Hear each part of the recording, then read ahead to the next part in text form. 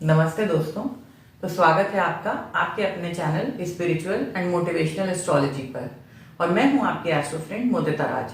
तो हम लोग ने लर्निंग सीरीज में प्लैनेट्स, हाउसेस और राशिस को जो है वो पढ़ा है, कारक्स पढ़े हैं। राशि में मैंने केवल एरीज राशि जो है उसको एक्सप्लेन किया है क्योंकि वो कालपुरुष कुंडली जो है वो जानना बहुत जरूरी है जो भी एस्ट्रोलॉजी सीखना चाहते हैं।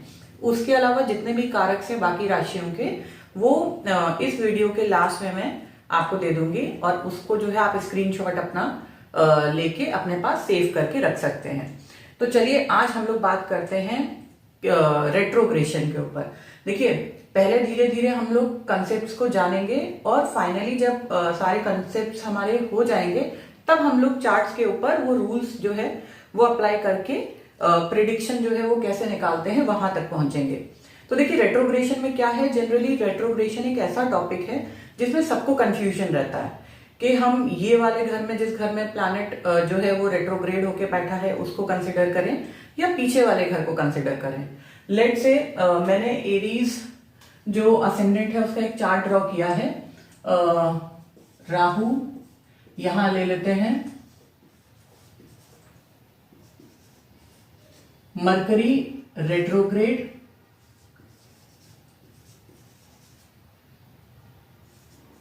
Saturn 7th house, 8th house में मार्स एंड केतु और 9th में हम जुपिटर को रेट्रोग्रेड ले लेते हैं।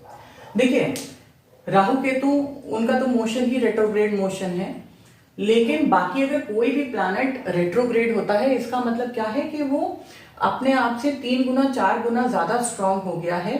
आपको जब भी उसकी दशा अंतरदशा आएगी तो वो आपको 3 गुना 4 गुना उसके अपने जो प्रभाव है प्लैनेट के वो आपको देखने को मिलेंगे।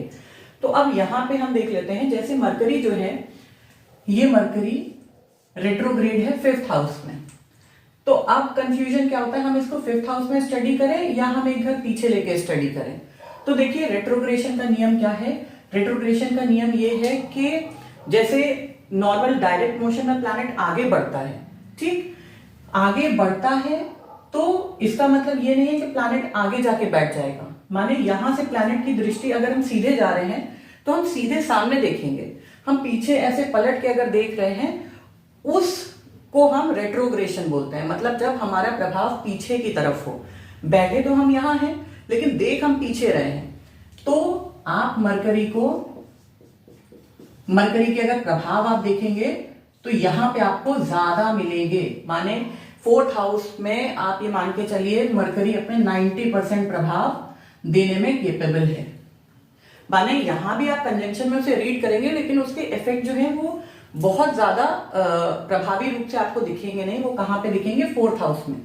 इसी तरीके से जैसे जुपिटर यहां 9th हाउस में रेट्रोग्रेड है, 9th हाउस में रेट्रोग्रेड है मतलब 9th हाउस में बैठ के ये पीछे पलट के देख रहा है, तो जुपिटर ये क्या हो जाएगा, यहां पे जुपिटर का प्रभाव आ जाएगा। ये हो गया जुपिटर, मार्स और केतु। अब अगर हम कंजंक्शन की बात करेंगे तो हम केवल अब मार्स केतु को नहीं लेंगे, अब हम जुपिटर मार्स केतु को लेंगे। तो आई होप ये चीज आपकी समझ में आ रही होगी कि हम किस तरीके से जो है प्लैनेट्स उनको आगे पीछे जो है वो लेके चलते हैं। एक एग्जांपल से और समझ लेते हैं। चलिए, सपोज हम यहाँ पे सैटर्न को रेट्रोग्रेड कर देते हैं। अब अगर सैटर्न यहाँ रेट्रोग्रेड है तो ये तो यहाँ एक्सॉल्टेशन के साइन में सैटर्न बैठा हुआ है, मतलब सैटर्न की दशा अंतरदशा जब भी आएगी तो अच्छा परिणाम लेके आएगी। लेकिन क्योंकि सैटर्न यहाँ रेट्रोग्रेड हो गया है, इसका मतलब क्या है, सैटर्न का मैक्सिमम प्रभाव हमें कहाँ देखने को मिलेगा, सैटर्न का मैक्सिमम प्रभाव हमें छठे घर में देखने को मिलेगा। तो छठे घर में हम काउंट करेंगे सैटर्न को, मतलब हम ये अज्यूम करके चलेंगे कि सैटर्न जो है वो छठे घर में बैठा है। Although Saturn is sitting in 7th house, लेकिन हम क्या मान के चलेंगे, सैटर्न छठे घर में है और वहीं से फिर हम कॉम्बिनेशंस वगैरह बनाएंगे। अब देखिए, एक दूसरा कंसेप्ट और आप जो है वो समझ लीजिए कि कोई भी प्लैनेट से 159 में बैठा हुआ प्लैनेट एक दूसरे को इफेक्ट करता है। माने जो त्रिकोण है, जैसे ये 159 धर्म, अर्थ 2 6 10, काम 3 7 11 और मोक्ष त्रिकोण 4 8 और 12 है। तो इसी तरीके से सपोज जैसे यहाँ पे सपोज सन बैठा है, तो ये सन जो है ये अकेले 10th हाउस को ही प्रभावित नहीं कर रहा है, ये इसको भी प्रभावित कर रहा है और ये इस घर को भी प्रभावित कर रहा है। हालांकि दृष्टि वाइज अगर हम देखें तो सूर्य जो है उसके पास एक दृष्टि है, वो है 7वीं दृष्टि, तो दृष्टि वाइज तो वो यहाँ इफेक्ट डाल रहा है, मतलब सन जो है वो 3 घरों को इफेक्ट कर रहा है, जबकि उसके पास एक ही दृष्टि है। अब सपोज कर लीजिए यहाँ पे किसी का सन जो है 10th हाउस में प्लेस्ड है और यहाँ पे सैटर्न आ गया, जन्म कुंडली में किसी का सैटर्न 2nd हाउस में और सन 10th हाउस में है, तो हम इसको क्या मान के चलेंगे कि सन और सैटर्न एक दूसरे की एनर्जी जो है उसको प्रभावित कर रहे हैं। मतलब त्रिकोण जो है वो इतना इंपॉर्टेंट है, इससे क्या है पूरे पूरे प्रिडिक्शंस जो है वो चेंज हो जाते हैं। जो आप जैसे मान के चलिए हम केवल अगर सन को देखें, सैटर्न को हम ना देखें, तो 10th हाउस में बैठा हुआ सन बहुत अच्छा है, सरकारी नौकरी के लिए अच्छा है, मान सम्मान प्रतिष्ठा के लिए अच्छा है। लेकिन अब वहीं यहाँ पे सैटर्न आ जाए, यहाँ सपोज कर लीजिए राहु आ जाए, तो अब क्या है सन की एनर्जी को सैटर्न और राहु की एनर्जी मिलकर डिस्टर्ब कर रही है। मतलब कि अगर केवल प्योर सन होता और सन के सपोर्टिंग प्लैनेट्स जैसे जुपिटर हो गया, ठीक है, जैसे मार्स हो गया, फायरिंग प्लैनेट्स जो भी, तो उस कंडीशन में अच्छा होता। जैसे यहां पे हमने जुपिटर ले लिया और यहां पे हमने मार्स ले लिया।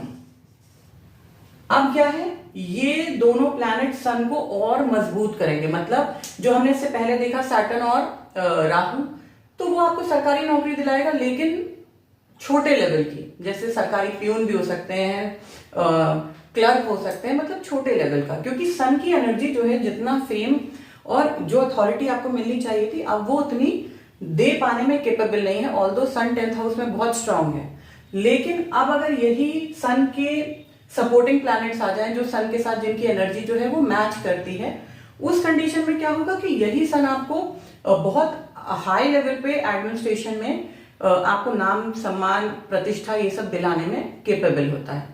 तो आई होप ये चीज आपको थोड़ी क्लियर हुई होगी।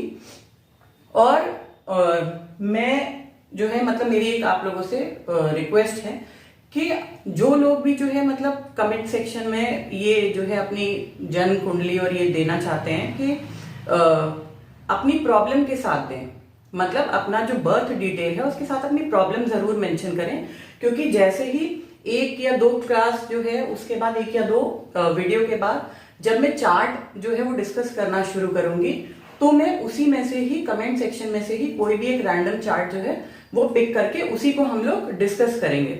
जैसे सपोज किसी को मैरिज की प्रॉब्लम है, तो अपनी बर्थ डिटेल के साथ वो डाल सकता है मैरिज प्रॉब्लम या divorce problem, child birth problem, ये डाल के, ताकि बाकी जितने जो है लिसनर्स हैं जो भी वीडियो देख रहे हैं उनको वो चीज क्लियर जो है वो बेटर तरीके से मैं कर सकूं, और उसके अलावा क्या पॉसिबल रेमेडीज और सोल्यूशन हो सकते हैं उस चीज के, वो भी हम लोग डिस्कस करेंगे।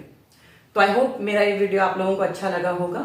इसी तरीके से मेरी वीडियोस को लाइक कीजिए, मेरे चैनल को सब्सक्राइब कीजिए। धन्यवाद।